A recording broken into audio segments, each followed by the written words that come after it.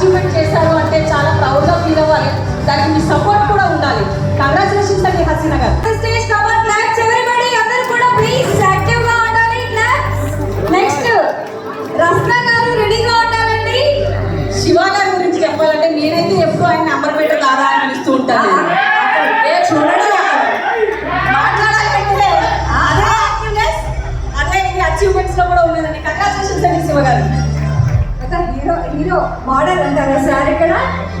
Shivshankar sir వచ్చేటప్పుడే ఆ walking స్టైల్లో. Next రత్న గారు రెడీగా ఉండాలండి.